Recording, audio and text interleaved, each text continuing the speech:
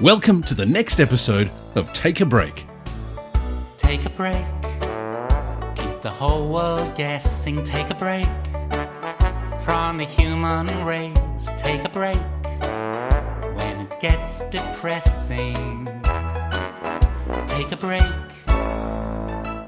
Pat Armistead is a voice for all that is joyful. In this series, she brings a fresh approach to emerging consciousness. Through conversational, social and emotional intelligence, she and her guests explore new models of leadership that embrace humour, empathy and compassion. Hello and welcome back to another episode of Take a Break. My guest today is Alan Cox from New Zealand, and Alan's had more than his fair share of mental health problems, indeed life challenges that have led to some of those mental health problems. And he's here today to share with us why and how he's developed a level of mental fitness that serves him and now a process that can be serving others. Alan, you are no stranger to adversity, and you've shared with me before a little about your story, and I wonder, would you at the outset share that now with our viewers, please? Oh, hi there, Pat. Yes, lovely to be here talking to you. Well, I guess the really condensed version is that most of my life I've basically suffered with fairly poor mental well-being. Bouts of stress, depression, anxiety, largely coming. What led to that was just some abuse in my childhood. Nothing like really serious, but enough to have scarred me quite a lot. Looking back, I think it's clear that for most of my adult life, I would have had quite low self-esteem, definitely very low resilience. So when some of those, larger curveballs of life hit you, and I've had a number of those through the years, it hits me a lot. It's hit me a lot harder than many, and that's led to some pretty dark and serious times, sad to say there's been, numerous suicide attempts during that time. Really where that, when that all kind of ended and, a change in my life happened really was when I had, quite a close call in the Canterbury earthquakes.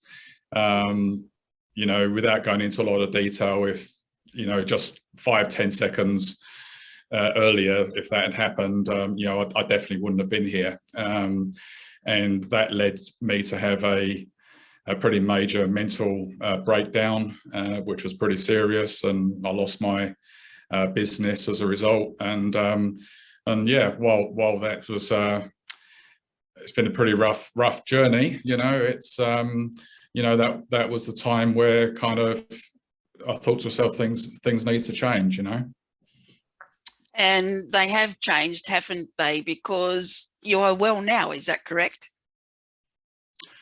Yeah, if I kind of look at it on like a scale of well-being, I would say I'm beyond good, and I'd probably classify myself as very well. Yeah, so I'm very happy to be there. Yeah, awesome. You've shared with me before the program that you rank your mental fitness or your mental health as very good. So can you tell me what you mean by that? Well, when you normally say to somebody, "How are you?" right? It pretty much doesn't matter how good or bad they are. They pretty much always say, "Yeah, I'm good, thanks." Right? And it's just like something to say, right?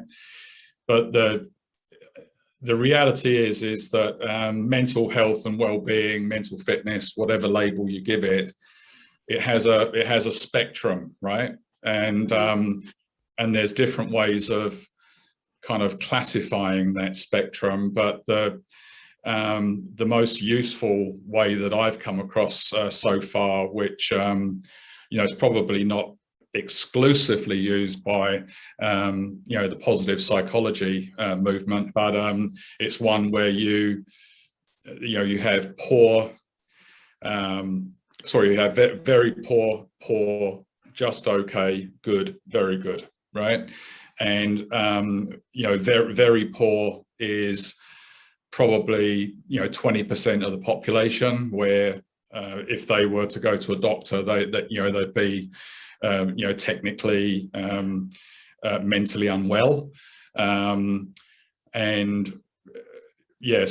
I'm happy to be in that top quadrant, which probably is, I don't know what figures you want to go to, but it's probably less than 5-10% of the population. Yeah. So how did you get there? What was your journey? How did you manage that to be going from that pretty unresourced space through to where you are now? It's a good question, and so I think there was two things really. One was that there was a TV program that I watched, and by the way, that's called The Truth About Depression, and it's on YouTube for anyone to watch, and I would highly recommend anyone watch that program actually. But what that was really the catalyst for me, because before that time I didn't really understand, like, as a human being, that being mentally unwell is actually a whole bunch of things that are going on in your body and in your head, right? It almost felt to me at the time, to be honest, that I was just one of those people that was messed up in the head, and there's not really much I can do about it. That's just my lot in life. But what that program really showed me is that actually there's a number of very good reasons as to why I am what I am.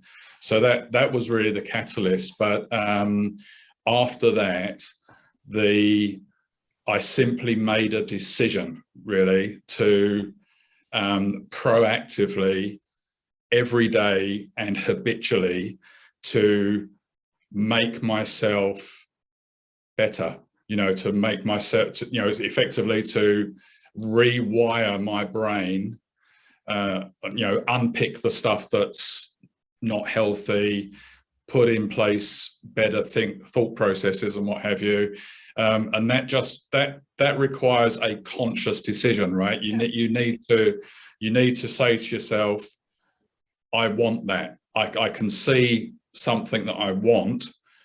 It might be like a long journey, like climbing Mount Everest or something, but every day, doesn't matter how small a step I'm going to take, and even if I take some step backwards some days, that doesn't matter.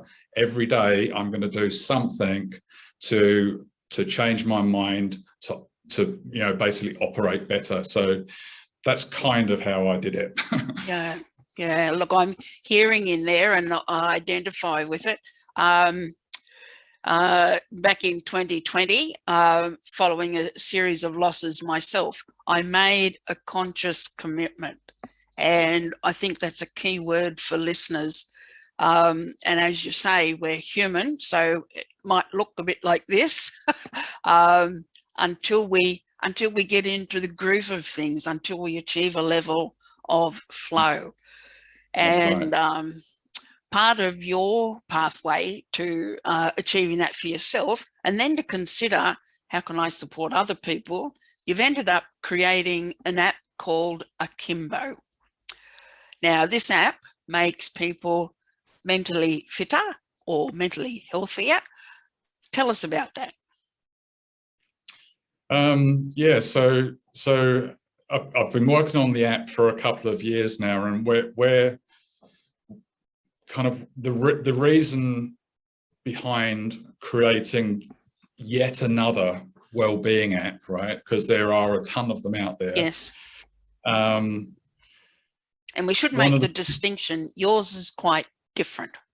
It is, and yes. the biggest thing that I recognised, and there's plenty of research studies and what have you that basically show that digital wellbeing tools in particular, they have a lot of promise, but very few show any real kind of efficacy in terms of they actually work, right?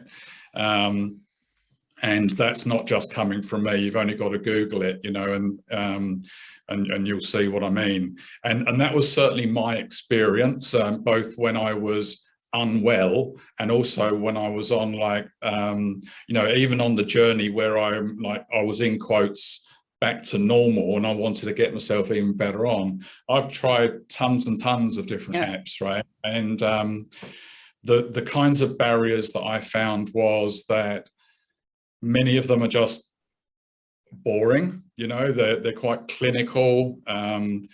They often demanded something of me. I needed to take time out of my day. There was kind of all these barriers there, but most importantly, I just didn't engage with them. So many apps that I had, I would download, even pay for some of them, right? And then within a week they're gone off my phone, right? And so I kind of set myself a challenge, really, especially thinking about like the younger generation as well, where they're always on their phones. How can we turn that into an advantage, right? And so I set a goal to create an app that is actually much more engaging, and you can use it pretty much any time, anywhere, even if you're on an aeroplane or something, right? Or riding a bike, so yeah, that's what we've done. And effectively what Akimbo does is when you first download the app, you answer a brief series of questions so that we get to know you as an individual, and what we then do is we then download human narrated content that is relevant to your particular situation and relevant to your particular personality type, right? And once that happens, to use the app, you can put headphones on or not, but you just go into the app and press play and listen, and it's as simple as that. You don't need to do anything. You don't need to take time out of your day. You just do it. And it's been out for a couple of months now, and I'm really humbled with the kinds of success stories we're having, in terms of the way it's helping people. I downloaded when we first met, which is again probably a couple of months ago that we first started speaking and engaging. And one of the things in our conversations along this pathway to today was talking about being able to reprogram your mind. So what does that mean to you? It's quite a technical subject, but I'll put it the way I'm fairly down to earth, plain English kind of thing. So I think there's two main things, right? And if a neuroscientist or a doctor of psychology was listening to me, they might kind of tune my speaking a little bit. But I think the two things are, one is what we have stored in our memory, right? Like our beliefs, even our thoughts about what happened to us and what meaning we put around that. Even if you take a really bad situation, like you was abused or something, right? There's the abuse itself, and then there's also all of the meaning that you put around that. Yep. And that all of that meaning is very subjective, and it's often harmful, right? It's not productive, right? And if you kind of think of, like, say a 25-year-old, 30-year-old person, they've got like 25, 30 years of this stuff that's in the back of their head. You know, like it could have been like when they was 3 years old and started running off in front of their parents along a busy road, and they got a smack on the bum and got told that they're a stupid child, right? And that gets retained, right? So one part of this reprogramming, if you like, is to kind of get all of that stuff out. You know, it's clutter. You know, I kind of like the analogy of like a big hairy ball of string that's all knotted up, right? And, you know, part of the process is like unpicking that, right? Because that's just not helpful. And then to start replacing that with healthier ways of looking at things, right? And that then leads on to kind of how our brain is wired. There's a thing called neuroplasticity, right? Where many years ago, actually not too many years ago, actually, I think maybe 10, 15 years ago, it was always believed by the scientific community that your brain is, like, I think by the age of 18, 20, your brain is, you know, all the wiring in your brain, all the neural connections and everything is fixed, and it won't change until you die. And that's now been completely deep. Absolutely. So like the, you know, I had like an electronics background, and I think of, like, in terms of switches, like you might, if you imagine, say, two light bulbs, and one light bulb is have a negative reaction, and another light bulb is have like a positive reaction. When something happens, a switch will go over in our natural wiring. You know, maybe that, like, let's say the event is someone not holding the door and it hits us kind of in the face, right? Well, our natural wiring might say, get angry, right?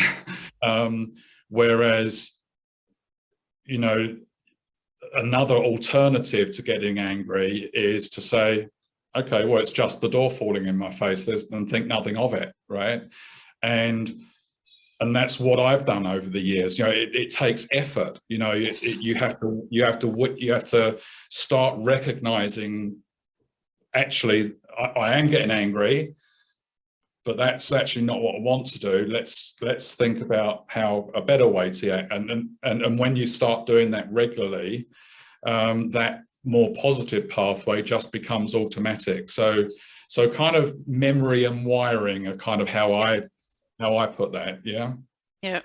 And there's you know, we've got old conditioning and we can create new conditions. And I know for myself, in all manner of things, not just mental health, to be committed to do something, say, on a daily basis. Like I have three practices I do each morning, no matter what.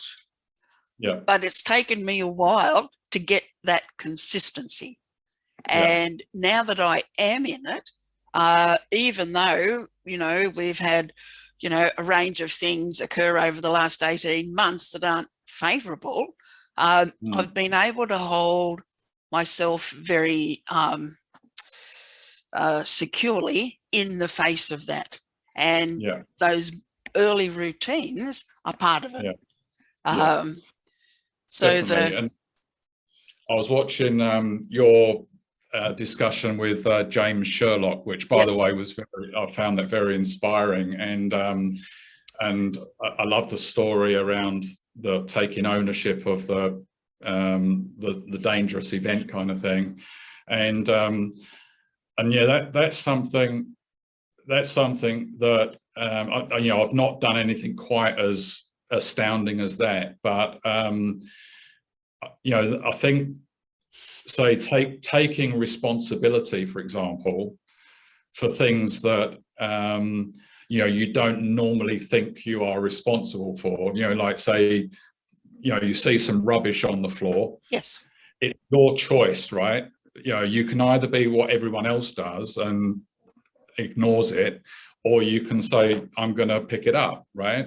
And the thing that I've discovered, because I think I always used to view people that would do those things as, oh, you're just a do-gooder, right?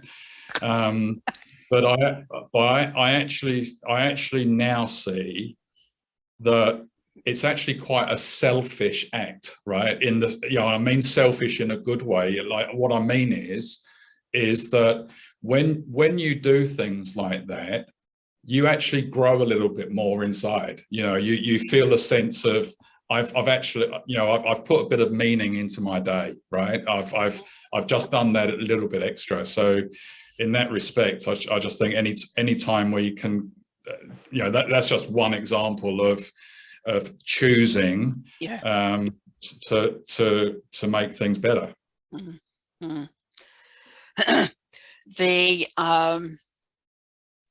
We've talked a little bit about the app being used individually, and I'm just wondering now, can you expand on how that individual use can roll out and what's its big value in the workplace? Okay, well, I think there's we're definitely, I think what I'm about to say would actually goes back many years, but we're actually definitely in an age now where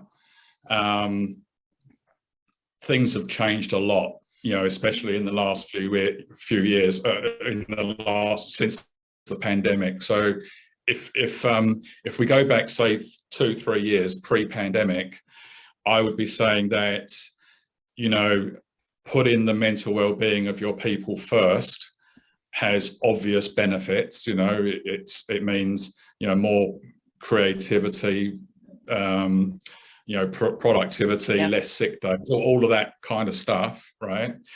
But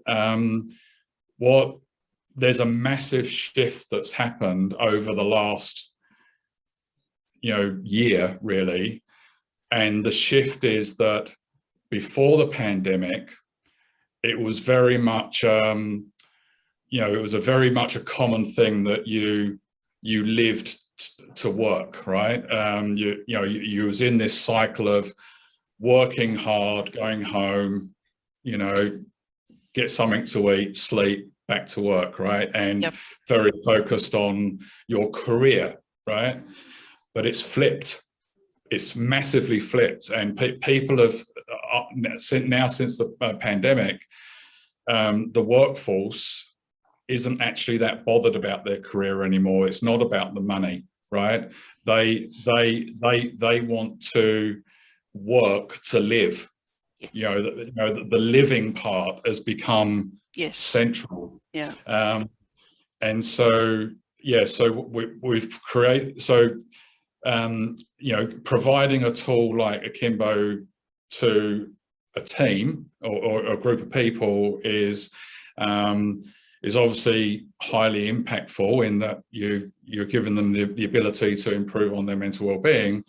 But I think one of the key things really is that, in the past, employers might have, say, put things in place that kind of had good optics, so to speak, but they didn't actually do anything. They could say to their shareholders, they could say to their board, look, we've done this, we've ticked these boxes, but what has it actually done, right? Well, because this flip in the relationship with the worker, employers are going to need to change. Otherwise, they're going to need to start using tools that their employees actually want to use, and actually work, right? Actually make them feel better.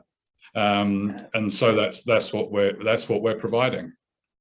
And when I've only been using it a little time and I don't use it every day. However, I wanted to have the experience so I would have some idea. The tool itself you're able to, there's a capacity to monitor progress. Am I right in my appreciation there? For the individual? Yes.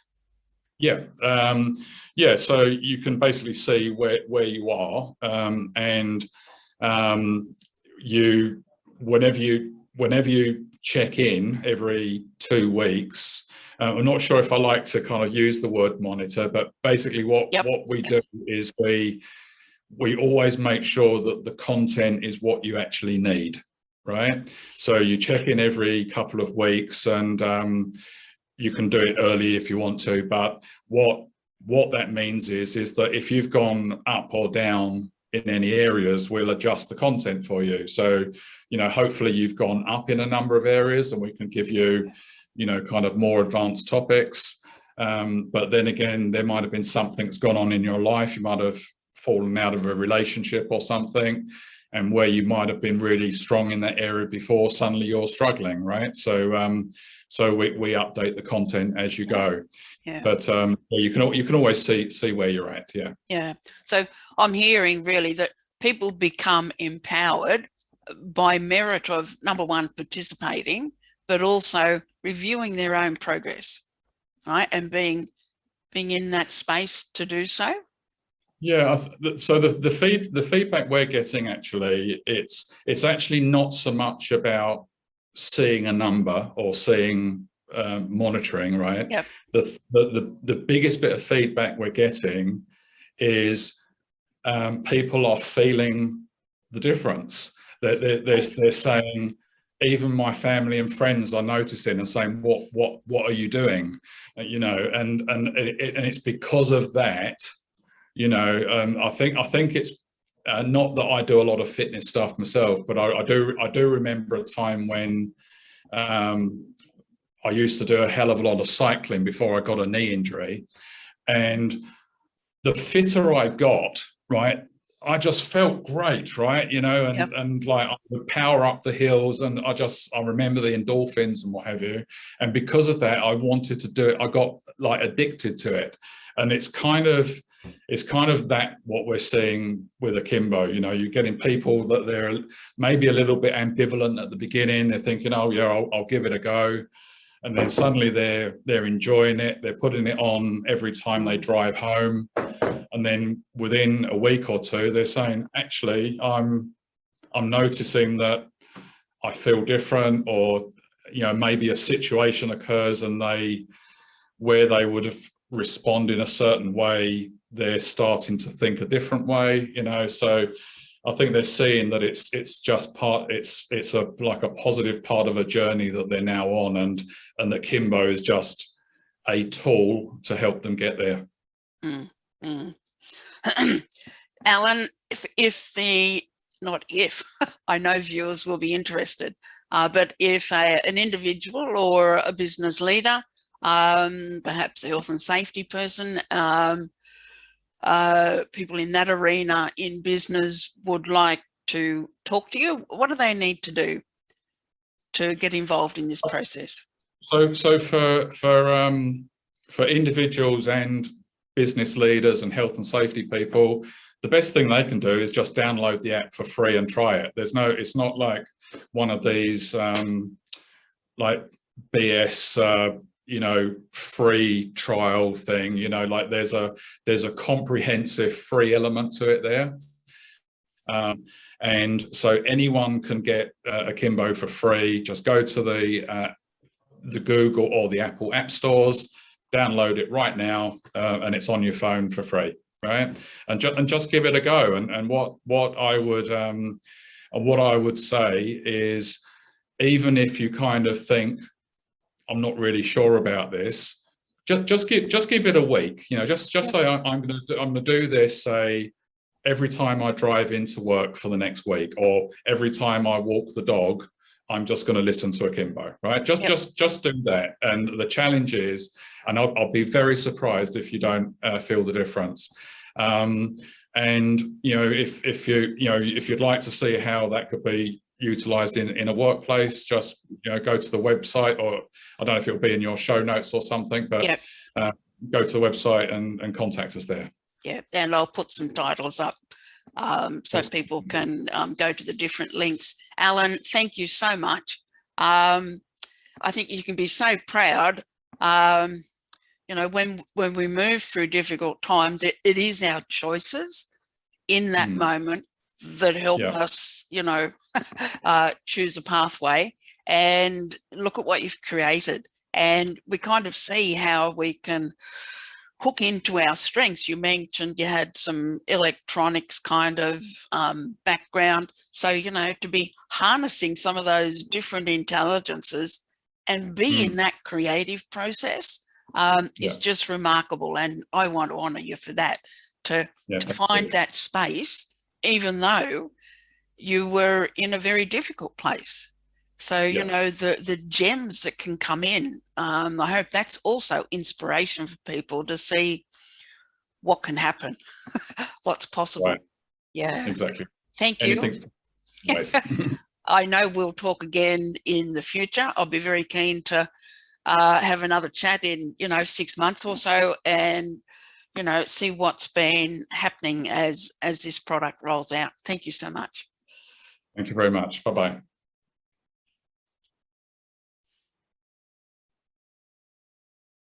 Take a break. Thanks for taking a break with Pat Armistead. Take a break. Join us next time for more. Take a break. And be sure to like, share and subscribe for updates. And don't forget to click the bell for notifications. Bye for now.